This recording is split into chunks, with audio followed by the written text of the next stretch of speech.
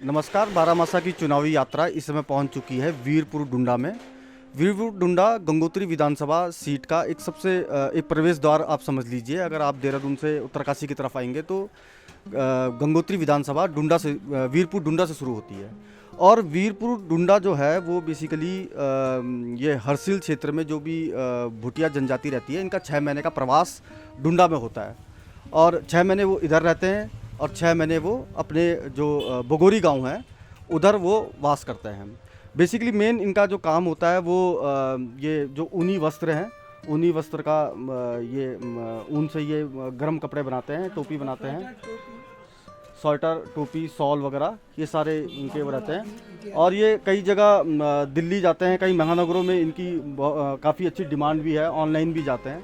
और इस समय डुंडा का जो हम विशेष तौर पे हम डुंडा में इसलिए रुके हैं कि डुंडा पहले यहाँ के लोगों को चुनाव के वक्त मतदान के लिए अपने गांव जाना पड़ता था। अगर सर्दियों में मतदान होता था तो इन लोगों को बगोरी जाना पड़ता था, जो कि इनके लिए बहुत विषम और दुर्गम उसमें हो जाता था। लेकिन इस बार इनके लिए पहली बार निर्वाचन आयोग ने मतदान केंद्र डुंडा वीरपुर में ही बनाया है। और 700 के करीब इस समय यहाँ पे मतदाता हैं जो बगोरी गाँव से यहाँ पे शीतकालीन प्रवास करते हैं। हमारे संग इस समय एक बगोरी गांव के जो डुंडा में अभी इनकी दुकान है ऊनी वस्त्रों की। क्या नाम है आपका? चरण सिंह। तो चरण सिंह जी, आप कितनी पीढ़ियों से यहाँ पे हैं? दादा परदादा यही रहते सर पहले से। तो आप 4 पीढ़ी। तो आपके जो ये ऊनी वस्त्र हैं ये कहाँ कहाँ जाते हैं? ये तो सब जगह जाता है सर, हिमाचल से लेकर चार धाम, पूरा दिल्ली से लेकर पूरे विदेश तक भी जाते हैं।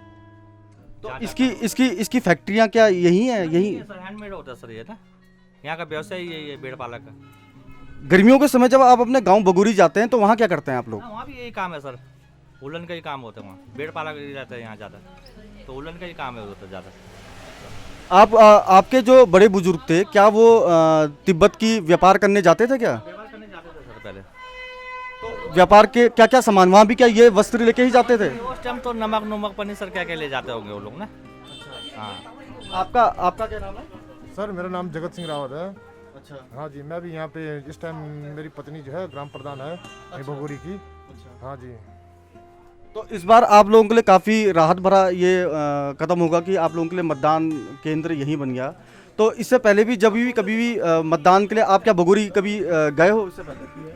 हाँ जी, हम लोग बगोरी जाते रहते हैं। दिक्कत इस बात की होती है कि शीतकाल में वहाँ बर्फ़ पड़ जाती है ज़्यादा, इसलिए मतदान बहुत कम हो पाता है, क्योंकि ज़्यादा जनसंख्या तो यहीं रहता है, यहीं से मतदान करने के लिए वहाँ जाना पड़ता है। और बर्फ़बारी के बीच में बहुत दिक्कतें होती है, इसलिए मतदान का जो प्रतिशत है बहुत कम रहता है। क्योंकि जब यहाँ से जाते हैं सारे लोग 100% लोग नहीं जा पाते हैं। कोई जवान लोग एकदम स्वस्थ आदमी जा पाते हैं, और बच्चे और जो बूढ़े लोग हैं उसको यहीं छोड़ना पड़ता है। इसलिए हमने डीएम साहब के यहाँ एप्लीकेशन लिखा था, डीएम साहब से दरख्वास्त की कि मतदान यहाँ होनी चाहिए। तो डीएम साहब ने हमारी सुनी, तब मतदान केंद्र यहाँ स्थापित किया। चुनाव आयोग का भी बहुत बहुत धन्यवाद, और हमारा जो सुना है, हमारा जो कहना माना है, इसलिए हम लोग इस बात से बहुत खुश है कि इस बार मतदान यहाँ होगा और मतदान का परसेंटेज भी बहुत अच्छा होगा। अच्छा, ये तो हुई आपके रहन सहन और आपकी जो इस समय आप लोगों को सहूलियतें मिली हैं उसका मतदान से संबंधित मैं बातें कर रहा हूँ। एक चुनावी आज वैसे बहुत सर्द है, लेकिन एक चुनावी गर्माहट भी आप लोग महसूस कर रहे होंगे। अब आज नामांकन भी उत्तरकाशी में शायद शुरू हो गए हैं, कई बड़े प्रत्याशियों ने अपना नामांकन पत्र भरे हैं। तो आपको क्या लगता है कि इस बार यहाँ पे ये हॉट सीट इसलिए भी है क्योंकि कर्नल कोठियाल भी आपके यहाँ पे मुख्यमंत्री के उम्मीदवार हैं और गंगोत्री विधानसभा उन्होंने चुनी है। तो आपको क्या लगता है इस बार की क्या यहाँ पे समीकरण बनेंगे? इस बार सीट तो ये कर्नल कोठियाल यहाँ पे आने से सीट तो हॉट सीट हो गया है वास्तव में, क्योंकि मुख्यमंत्री का चेहरा है आम आदमी पार्टी का। लेकिन फिर भी ज़मीनी हकीकत ऐसा है कि मतलब जनाधार उतना नहीं है, एकदम नई पार्टी है, उनको थोड़ा समय लगेगा यहाँ पे सेटल होने में। शायद इस पंचवर्षीय योजना में तो मुझे लगता नहीं है कि कुछ स्थिति मजबूत हो, लेकिन आने वाले समय में आम आदमी का यहाँ पे अच्छा हो सकता है, ऐसा मुझे लगता है। आप लोगों के साथ कोई और यहाँ पे आप भी बगोरी से हैं? अच्छा, आपका क्या शुभ नाम है? मेरा राम किशोर। आप भी इस बार यही मतदान करेंगे? जी। इससे पहले आप बगोरी में मतदान करते थे? जी हाँ, वही करते थे। तो आपको जब बगोरी में आप लोग मतदान करते थे तो वोटिंग परसेंटेज कितना रहता था उस समय? कम से कम 25% से ज़्यादा नहीं रहता था। और इस बार आपको क्या उम्मीद है? एक घर से आदमी 1 या 2 जाते थे, वहाँ 4-4, 5-5 वोटर लिस्ट में नाम होता है तो सारा परिवार जा नहीं पाते थे, इसलिए वहाँ 25% ही वोटिंग होता था बगोरी में। और इस बार यहाँ पे कम से कम जो है 80% जो है वोटिंग होगा, पोलिंग।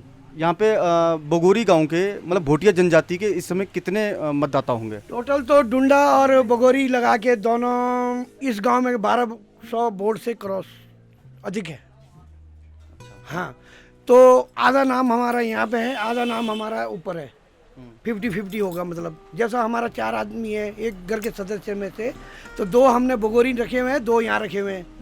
अब हमें जब पोलिंग हर्सिल होता तो बगोरी में होता तो हमें बगोरी जाना पड़ता।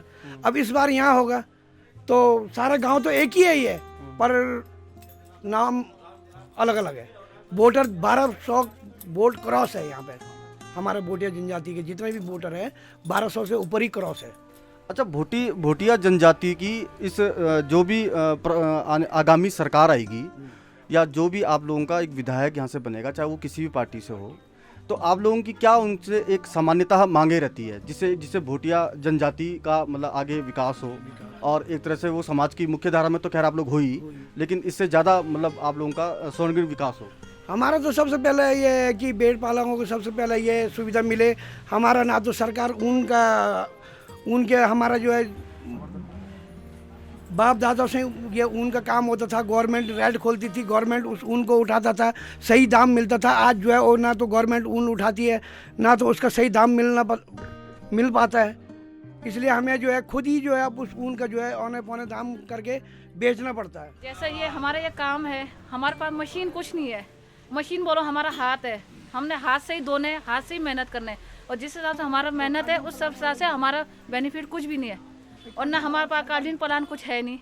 तो इतना मेहनत होने अब जैसा हमारा सामान अगर आगे तक जा रहा है, सरकारी पहले ऊन उठाते थे, इस साल ऊन नहीं उठाया, और जैसे जिस हिसाब से हम ये सारा जो भी सामान है हम अपने हाथों से करते हैं। ऊन भी हमने धोना है, अपने हाथ से ही धोना है, चाहे बूढ़ी महिला हो चाहे जवान हो, ये सारा घर हमारा इसी से ही चलता है। ऐसा तो है नहीं कि पूरे रोजगार वाले गांव में, अपना मेहनत का काम है। हमारा घर के बच्चे इसी से पलते, इसी से पढ़ाई करते हैं, और इसमें बेनिफिट हमें कुछ भी नहीं है। और पिछले साल सरकार ने ऊन उठाया, उसका भी पैसा अभी तक बैलेंस किसी को भी नहीं मिल रखा है, और इस साल तो ऊन उठाया ही नहीं। तो क्या ये इसी बार या पिछले बार ही हुआ कि ऊन उठाया और उसका आप लोगों का अभी तक भुगतान नहीं हुआ, या हर बार का ऐसे ही होता है कि? नहीं, इसे पिछले बार कहीं पैसा नहीं दिया अभी तक, और गवर्नमेंट साथ दे ही नहीं रहे। जब गवर्नमेंट सामान उठाएगी नहीं तो हम कहाँ से करेंगे? आप लोग सरकार से क्या मांग करते हैं कि एक तो आप लोगों की ये है कि हमें तय समय पे हमारा जो भुगतान है वो हो? हम ये चाहते हैं या तो भेड़ पालन बढ़ाओ, जब ये भेड़ पालन बढ़ेगा तो हमारे भी कारोबार चलेगा।